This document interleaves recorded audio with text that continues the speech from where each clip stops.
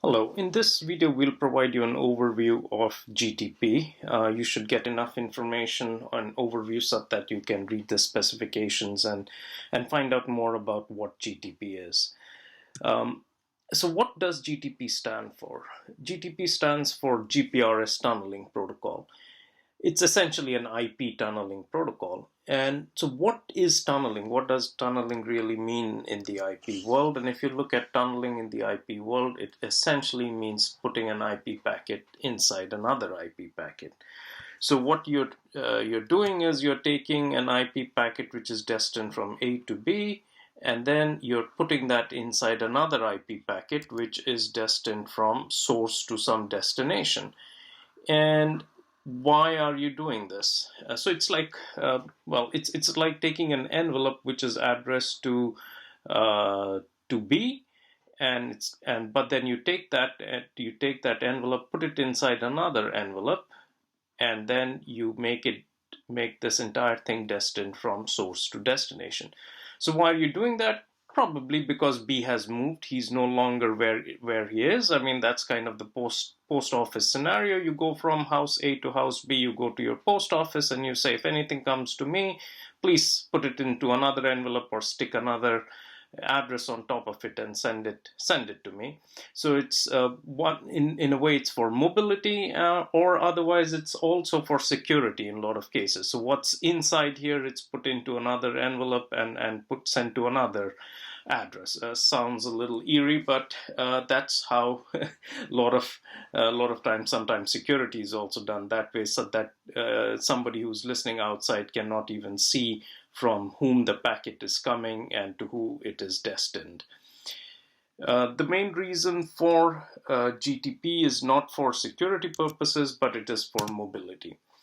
So what is the purpose of GTP tunneling? Is to route a packet along a path that is not topologically correct. And let's see how that works. And we have our famous network, a simple network where our protagonists are there. We have Mehmet, who's wanting to communicate with Ayşe, and he comes into an LTE network, and the network is having an address space which looks something like this. It's a simple network. There is a 10.10.10 network between the P gateway and the S gateway, with a 24-bit mask, and then there is a 10.10.20 network between the serving gateway and the E node B, and again it's got a 24-bit mask. So we've got these kind of 10.10.10 and 10.10.20. Mehmet comes in, and then the P gateway gives Mehmet a globally routable address, which is this 46.1.78.189, but then it gets natted into an address which is 10.40.40.12. And now if you look at 10.40.40.12, Mehmet is at E node B, which is having an IP address of 10.10.20.2. And this packet, if you wanted to do normal IP routing, would never show up on the C node B. So you provided, of course, the IP address to Mehmet, but this packet would not arrive down to Mehmet. If Ayşe sends a letter down to Mehmet from Ayşe, she goes ahead and she says, okay, it's coming from Ayşe, it's going to Mehmet. It comes all the way to the P gateway.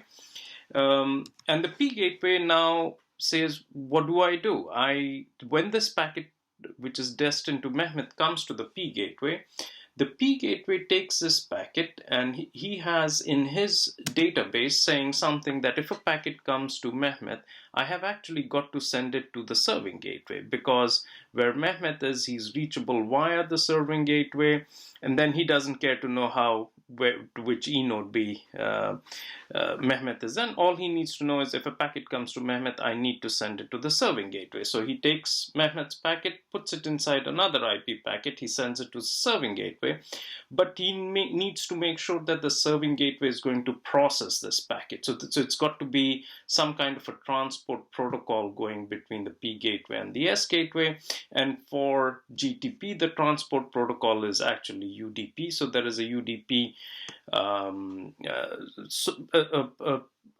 process sitting at the serving gateway listening to port 2152, which is ready to receive packets coming in for Mehmet, but it is also going to be receiving packets coming in for all other eNode Bs, for all other mobiles that are under this eNode B. So Mehmet, Yusuf, Amir, Hussein, everybody who's here under this eNode B, his packets are going to come from the P gateway to the S gateway. So in order to figure out who this for whom this packet really is, there is a tunnel ID that gets created, and this tunnel ID, if a packet comes down to tunnel ID K, then so the serving gateway knows that this packet is actually for Mehmet and not for Yusuf, and this is inside the UDP payload, and it is part of what's called the GTP-U header. So this is the identity that it says, okay, this packet now which has come here is for Mehmet, and the serving gateway really doesn't look inside the IP packet. I mean, you could have argued that why do you need to create a tunnel ID over here? You just make the serving gateway look inside the IP address, and from the IP address we can make the serving gateway figure out that this packet is for Mehmet. Well, that's not the design. The design is that you create another identifier in the very first payload of your UDP packet, and you provide a tunnel ID which is assigned uniquely for Mehmet. Now, this kind of tunneling that we have shown over here, which is this kind of way of tunneling an IP packet inside an IP packet, is pictorially kind of represented by a GTP-U tunnel, and then this over here is the tunnel ID that is being used. This IP address and the tunnel ID is the one that is that enables the serving gateway to find out that this packet is actually belonging to Mehmet and needs to be sent to this eNode B. So once he gets this packet, it looks at the tunnel ID and sees, okay, the tunnel ID is Mehmet's. What does he have to do? He needs to take this packet and actually send it down to the eNode B. So he takes, again, rips out this packet out of the tunnel, puts it into another tunnel with now the destination address of the eNode B, and sends it to the eNode B. He provides another tunnel ID, which is the tunnel ID that is being used by eNode B to find out that yes, this packet TIDX he knows is destined to Mehmet, and he'll take this inside IP packet and then send it to Mehmet, and that will be sent over the data radio bearer. And there is no tunneling over here. There's just taking the raw IP packet and sending it over the air. So this is essentially how the GTP user plane is working. And from this figure, you can very much make out that GTP-U, at least the user plane, is just IP and UDP tunneling. That is the kind of the gist of what the GTP tunneling protocol is. Of course, the tunnel doesn't get set up on its own. You've got to do signaling to set up the tunnel, and so GTP has two parts. There's the control part, which is GTP-C, and then there is the user plane part, which is the GTP-U, the tunneling that we just saw. GTP-C is used to set up the user plane tunnels, set up the tunnels through which IP and IP encapsulation occurs. Both GTP-C and GTP-U run on top of UDP, so they are both protocols on top of the UDP protocol. So you don't have retransmissions, and you don't really have socket bindings. You just have a process at the destination port listening to any packet coming from any source IP address and any source IP address and UDP port. This IP and UDP tunneling is used for GTP-U. GTP-C carries control plane messages. The destination protocol ID UDP protocol port for GTP-C is 2123, and for the GTP-U, So if you see a UDP port number 2152, that means what's coming in next is a GTP-U packet, and which has a GTP-U header, and followed by the payload, which is the IP packet which is encapsulating. If you see a destination port of 2123, you know that this is GTP-C, and then what you have inside here is you have GTP-C packet. There is also a tunnel ID, and that tunnel ID is kind of used to signal, is set up for particular users, and each user has a different tunnel ID.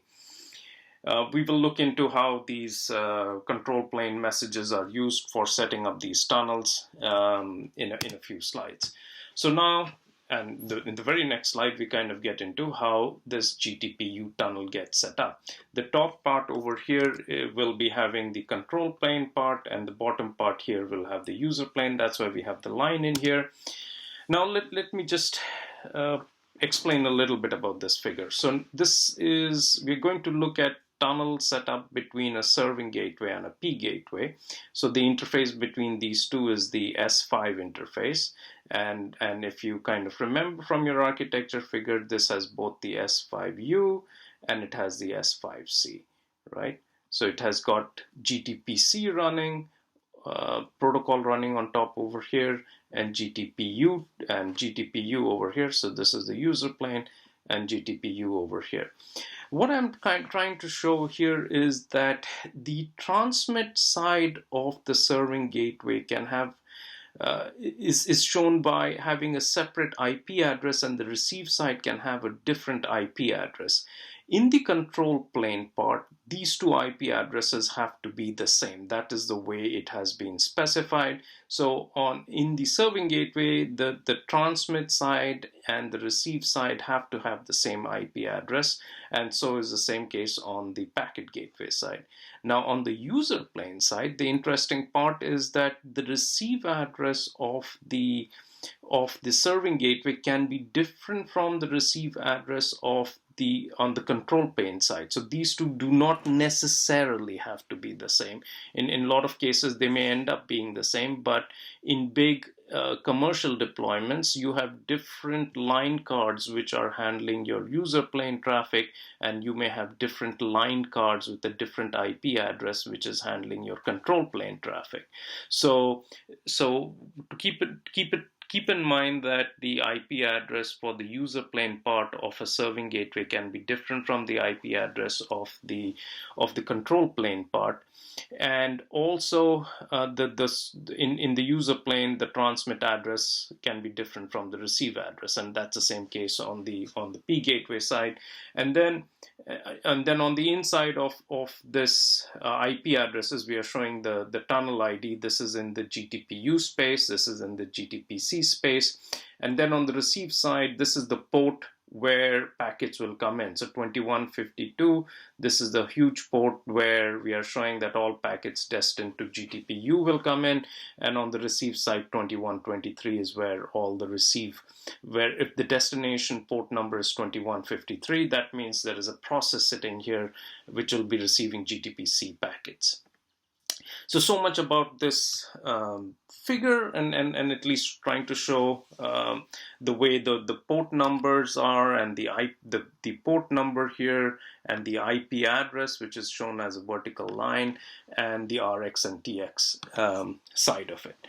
So we now have that the case that Mehmet has shown up, and the serving gateway needs to create a GTP-C connection for Mehmet so that he can go ahead and send signaling traffic concerning Mehmet to the packet gateway. So he sends a create session request. CS is create session. We don't have space over there to write create session completely. So we have create session request. He says this is the IMSI, this is Mehmet. He says for the control plane, my IP address is IP address C, and the TEID where I am going to be receiving, I'm ready to receive any signals which are related to Mehmet, please send it to TEID AS. So he provides a TEID on which he's willing to receive signals from the P gateway for Mehmet, and on the bearer side, on the user plane side, he provides the IP address of the user plane card along with the tunnel ID, which he will be ready to receive the user plane packets for Mehmet. And he goes ahead and he sends this kind of create session request over to the packet gateway. The tunnel ID that these packets are destined to, the very first create session, has to be 0. So the butler is actually sitting at port at TEID 0, ready to receive anybody. So here comes, so the boss has come in and he says, all right, go ahead, please set up a tunnel, and sends the create session request over to the P gateway to tunnel ID 0, and this kind of gets received at the P gateway, and the P gateway now figures out that yes, so if it needs to send any messages to which are for this IMSI for Mehmet, IMSI A, he should send it to the IP address of the serving gateway, and of course the destination port has to be 2123. That's the case, so that because the destination port of 2123 is GTP-C. And then on the user plane side, 2152 and TEID AS, which can be a different value from here, but just for simplicity, we are kind of showing them to be the same. So this now has set up a way so that P gateway knows that if it needs to send any message regarding Mehmet, he should send it to on the control plane to TEID AS, and any packets or any kind of any user plane IP packets that come in, that should go into to port number 2152, the GTP-U and TEID AS. So this kind of goes ahead and sets up these two kind of messages, these two tunnels. One important thing to keep in mind is that the way the GTP-C rules are that even from the transmitting side, the port number has to be 2123. That's the way it is. Over here, I'm purposely not showing this kind of tunnel going all the way up to 2152.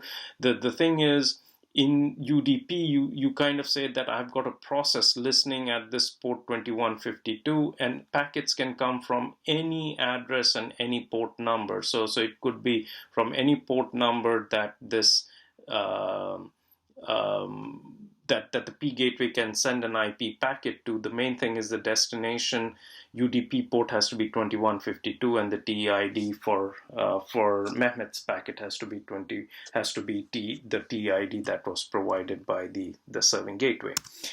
Similarly, you have two other users. So you have user B, so you have Ashok, and then you also have John. So similarly for Ashok and John, for all these three guests, you have kind of set up a signaling port, a signaling TEID, and also a user plane TEID, and this is kind of been done with the create session request. So now you have kind of created, you've sent the create session request. Now what we will look at is what's going to happen on the other side. So once the create session request comes to the P gateway, the P gateway goes ahead and says, look here, sir, what I'm going to do is you don't have to come to the butler all the time, the port number 0. I'm going to set up a special port for your signaling so that if you need to send any signaling message for Mehmet, don't send it to 0, you send it to a TEID that I'm setting aside for Mehmet. So you don't go to a default port, you come to a specific person I'm setting aside for Mehmet. And he also says that if there is any uplink packets for that Mehmet needs to send, this is the TEID on the user plane side with the IP address that you should send his packets to, tunneled inside the GTP-U tunnel. And this create session response goes into the tunnel ID AS, which is the one that was for A. A is Mehmet and S is on the serving gateway. So this message coming from this create session response coming from the P gateway is destined to the TIDAS that was provided by the serving gateway in the create session request.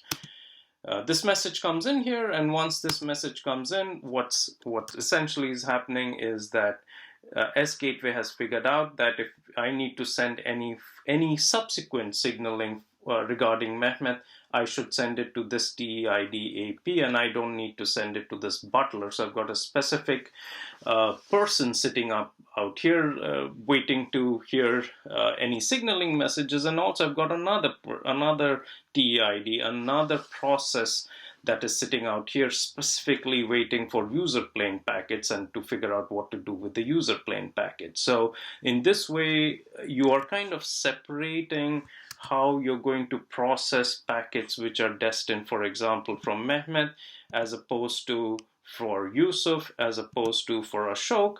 So this way, you are, by setting aside these three different TEIDs, you are kind of separating out the traffic and handling of traffic for different users. And this is what the create session request and create session response ends up doing, is creating this control plane tunnel, which is both ways going, and also in the user plane for sending packets in the uplink, it'll come into this TID, and sending packets in the downlink will from the P gateway to the S gateway will come to 2152 and TIDAS. So that's what's happening with the creation of these both the signaling plane and the user plane. Now let's take a look at a packet that has been a trace of a packet from a network. I think this is most probably a lab kind of a network. This is Wireshark printout. If you take a look at this packet trace, you know that the source port and the destination port is 2123. The moment you see that port, you know that this is a GTP-C message. And now we are looking at the S11 interface, which is the interface between the MME and the S gateway. And in this particular scenario, the S gateway and P gateway are essentially the same network element. And I'll tell you how we can figure that out. And then, of course, on the control plane part, we have the S11 interface. On the user plane, the S1U tunnel is between the E node B and the serving gateway. So the MME is sending a message to the port number 2123. It's also coming from his 2123 port on the source side. And now if you look at the header part of the packet, you can see that the very first part is the version. It says this is GTP-C version 2. So this is a version 2 packet. The type, which is the next thing, it says that this is value 32, is a create session request. So you know that this is a create session request. And the tunnel ID, which are these 4 bytes that are over here, they are 0. So this message is going from the MME to the butler port, which handles all the initial create session requests. And once the initial create session request comes in, we know that special ports are set up. So and then it sends a sequence number. So it says that, okay, my sequence number is 2. So if you're going to send me a response, please, in the create session response, you should have the same sequence number. And the next slide, we will take a look at that. So this is essentially what a GTP-C header looks like. And once we've seen the header, we kind of see the IMSI of this packet with the identity, which we've been calling Mehmet so far. That's his identity, so that's the IMSI over here. And then the part that we said that it is telling, the MME is telling the serving gateway that if you want to send any packet, any signaling packet like the create session response for Mehmet, send it to the tunnel ID 00001. So this is the tunnel ID that needs that that you should be sending any downlink signaling packets for Mehmet. And the IP address and the TEID together, these two things together are called the full TEID. So FTEID that you will see is actually the IP address plus the TEID, and that is what's called the full TEID, and you will see that in quite a few things. You also see that it is also providing another full TEID, this time of the P gateway GTP-C interface, but it says that the IP address is 0. So if the IP address is 0, it essentially means that the P gateway and the S gateway are combined. It's a combined S gateway P gateway node, and that's how we kind of know that these two nodes are the same. It also is saying that, look, the user plane bearer ID, EPS bearer ID is actually 5, but there is no tunnel ID there is no TEID which is being provided from the eNode B, because when the time the create session request is sent, the eNode B hasn't told the MME what is the TEID that he has set up for listening to downlink IP packets for the user, and that'll be provided to the serving gateway and subsequent signaling. So this is right now create session request. Let's take a look at create session response. And here is a create session response which is coming from the serving gateway to the MME. And as usual, we know that this is GTP-C because the destination port is 2123. And you can see that the message type is a create session response. The sequence number is 2, which was the same sequence number that was received in create session request. So in this way, the MME knows that this response is for the create session request that I sent, and the tunnel endpoint is 01. This was the same tunnel endpoint that the MME had sent to the serving gateway in the previous slide. So the create session response is now coming to this TEID, and also in this message, what the S gateway is telling the MME is, for all subsequent packets, please send me any kind of modified bearer requests or any other requests that you will be sending, send it to this TEID. And of course, we have the full TEID, which is the IP address and the TEID together. So that's what he's saying. And there is one more other important piece of information, and that's for uplink IP packets. And he says for EPS bearer ID 5, which is the very first bearer ID that you can use for data bearers, he says that any package that you need to send to me, the TEID that should be used for all uplink IP packets tunneled should be coming to this IP address and TEID value OXC with a large number of zeros followed by 1. So this is what the create session response does, and we still don't have the downlink tunnel ID, which is going to be provided by the MME in the next message, and that is where we kind of see over here. This is the message which is a modify bearer request. It is from the MME to the serving gateway, and it is destined to this 0x8001. This was what the create session response, the serving gateway in the previous slide had told the MME, that if you need to send any signaling messages to me for Mehmet, please send it to this TEID. That's what it does, and this is the next sequence number. So this is sequence number 3. In the previous create session request and response, we had sequence number 2. So this is a message that has kind of moved beyond that.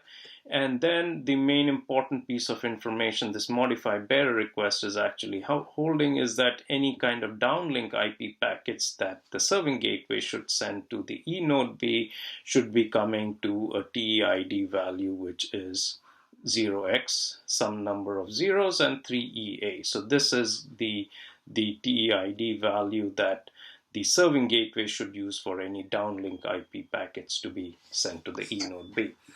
And so with this kind of a message, we have both the signaling plane setup, we have for signaling from serving gateway to the MME a TID 01, from the MME to the serving gateway a TID of OX8 followed by a certain number of zeros.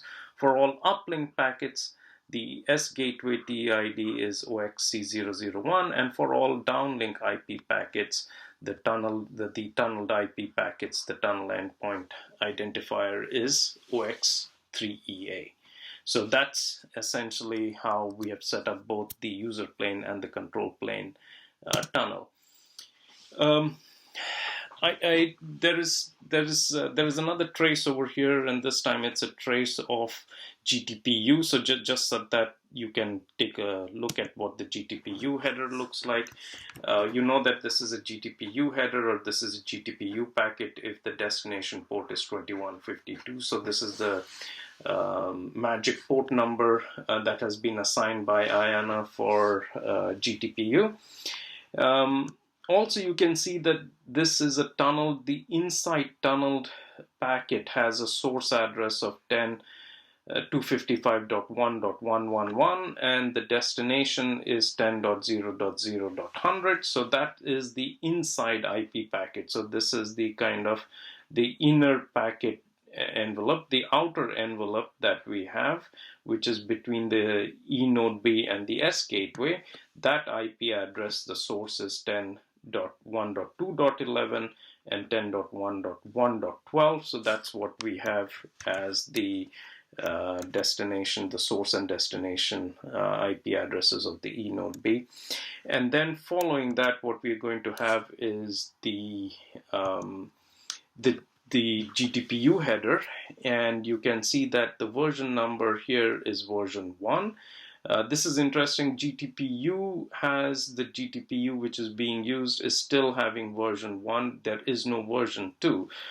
When we went from 3G to 4G, when LTE came in, some of the concepts of how bearers are defined changed quite a lot. In 3G, they used to be called PDP contexts. In 4G and EPC, they're being called EPS bearers. They're equivalent concepts, but slightly, there are enough differences that the signaling needed to change from GTP-C V1 to GTP-C V2. But for tunneling, which was just having this tunnel IDs and sequence number, nothing really is changing on the tunneling side. So in order not to have operators to pay too much money, and there was no new functionality change, GTP-U V1 wasn't changed anymore, and that's still being used in networks today. There was no need to change GTP-U. So you have version 1 GTP-U. You also have the packet type over here, or the message type over here, which says this is a traffic PDU, which essentially means that I am tunneling an IP packet inside here. And in the next slide, we'll see another kind of another message type, which is echo request response. These are the two main types of GTP-U packets. So either it's a tunneled IP packet, or which is a traffic packet, or it is a management packet, which is echo request response. The destination TID, which is being provided over here, is 0x0100. So that's this tunnel endpoint identifier, and that's what we have from the headers that we can find out about this packet. On the uplink, we have again a GTP-U packet. It's coming from the S gateway to the E node B. That's what we can see from this header. Again, it's a version V1 of GTP-U, and the source address, so it's coming from the server down to the UE, and that's what you can see over here. And the tunnel endpoint, which is also being used on the E node B side, is 0x01. That was what was set up during the signaling, I would guess, for to be used on this S1U interface. The path management and the concept of path management is kind of important, is that you have essentially a bunch of signaling between the source address and the destination address, and a source port number and a destination port number. At least on GTP-C side, we kind of knew that both of these port numbers are the same. But on GTP-U side, your transmit port number can be anything, but your receive port number has to be 2152. So all these signaling connections together on the control plane side constitute what's called a path. So both on the control plane side, all signaling connections between the same IP address and the port numbers are said to belong to the same path. And on the user plane side, obviously, your destination has to be, one side has to be 2152. The source can be any TX port number, but with the same port number and IP address on the two sides, all these user plane GTP-U tunnels are part of this GTP-U path.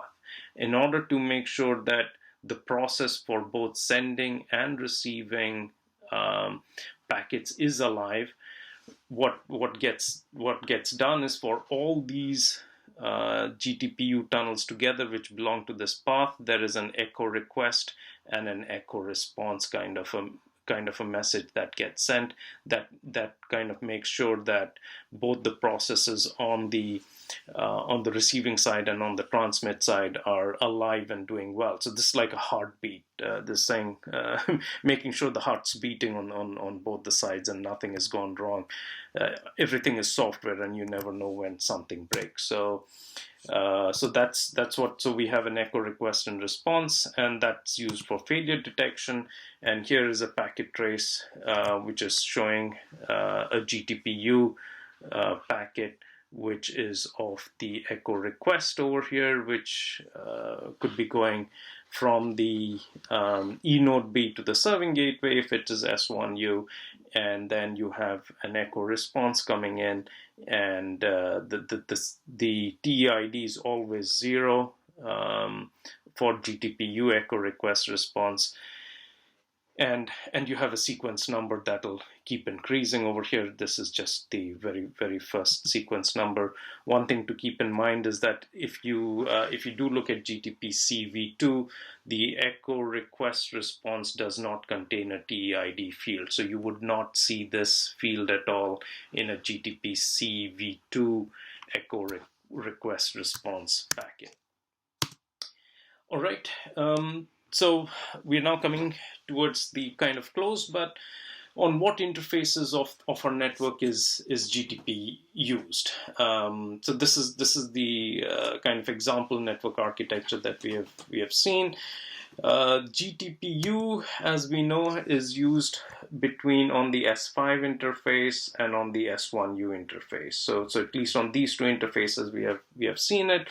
Actually, GTP-U is also used on the X2 interface, and this is only transient use during handover. So when a user moves from E node B A to B, the packets that are coming in the downlink for a short period of time need to be tunneled over from E node B1 to E node B2, and that is where the GTP-U is used. On the X2 interface, it's for a short period of time during the handover. And then where all do we have GTP-C? We have seen GTP-C previously, the create session request and the create session request going between the S5 and S11. So these two interfaces, GTP-C is used. Actually, it's also used on the interface in between MMEs. So the S11 interface is also a GTP-C based interface. So far we have been saying that GTP-C is actually used for mobility management. That's only part of the truth. I mean, so there's more to GTP-C than just mobility management. It is also used for general signaling. So the way kind of in 3GPP, once you create a protocol between two entities, you kind of use it for any other signaling that you also need to be doing. So for example, for location management, if you need to be telling the P gateway where the user is, which enode B the user is attached to, then that kind of location update message will also go through the GTP-C tunnels, so the GTP-C signaling connection. So you can send kind of the location information to the P gateway. You'd be wondering, why would the P gateway ever be interested in location information? One of the things to keep in mind is that when we do get to QoS, the P gateway is the one that is doing measuring of the packets, how many packets are coming in, and creates those records for charging purposes. And sometimes there are some features where for charging purposes, the P gateway needs to know where the user is, so that there are different charging rates based on where the user is belonging to. With that, we are kind of pretty much at the end of this video. Just for specifications, if you're wanting to dig deeper into the specifications, the GTP-C V2, which is the one which is being used in EPCs 29274. GTP-U is still V1, as we said. I don't know from where the beta comes in.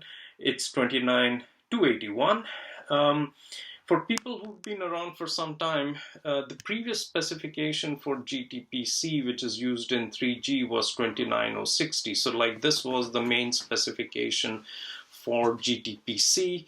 But when we moved to LTE with release 8, that's after 2009 Q1, essentially these two new specifications came about, and now from release 8 onwards, this 29060 is only for GTP-C V1 and for nothing else.